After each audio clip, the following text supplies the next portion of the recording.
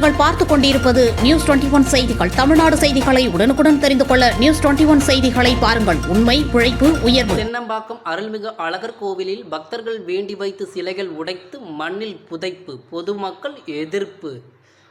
கடலூர் மாவட்டம் தென்னம்பாக்கத்தில் அருள்மிகு அழகர் வகையறா கோவில் ஸ்ரீ அழகர் சித்தர் பீடம் ஜீவசமாதி கோவில் உள்ளது.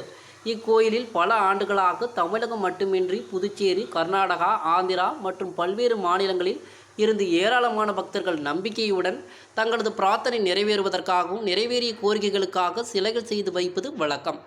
ஆனால் கடந்த 22/5/2025 சனிக்கிழமை அன்று இரவோடு இரவாக கோவிலின் முன்னே வைக்கப்பட்டிருந்த சிலைகளை உடைத்து ஜேசிபி மூலம் மண்ணின் கீழே புதைக்கப்பட்டு இருந்தது. இதை அறிந்த தென்னம்பாக்கம் பக்தர்கள் ஒன்று கூடி எவ்வித முன்னறிவிப்பும் இன்றி இந்து அறநிலையத்துறைக்கு சொந்தமான இந்த கோயில் உள்ள சிலைகளை இந்து அறநிலையத்துறை உள்ள அனுமதி பெறாமல், கோவில் செயலாளர் அனுமதி பெறாமல் சிலைகள் உடைக்கப்பட்டு மண்ணில் புதைக்கப்பட்டிருந்ததை அறிந்து பக்தர்கள் ஒன்று கூடி திடீரென ஆர்ப்பாட்டம் செய்தனர். அங்கிருந்த பக்தர்கள் கூறும்போது தென்னம்பாக்கம் ராமச்சந்திரன், குமார் சபதி, செல்வம் உள்ளிட்டவர்கள் இரவோடு இரவாக உடைத்து புதைத்ததால் பக்தர்கள் வேதனை அடைந்ததாக தெரிவித்தனர். மேலும் அந்த சிலைகளை மறுபடியும் அதே இடத்தில் வைக்க வேண்டும் எனவும், சிலை உடைத்து உதைத்தவர்கள் மீது குற்றவியல் நடவடிக்கை எடுக்க வேண்டும் என்றும் அரசை கேட்டுக்கொள்வதாக தெரிவித்தனர்.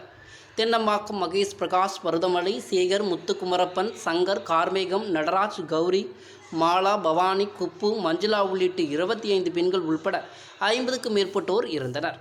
தகவலறிந்து ரெட்டிச்சாவடி காவல் நிலைய ஆய்வாளர் ராஜாராம் உள்ளிட்ட காவலர்கள் போராட்டக்காரர்கள் இடம் பேச்சுவார்த்தை நடத்தியதை அடுத்து அங்கிருந்து கலைந்து சென்றனர்.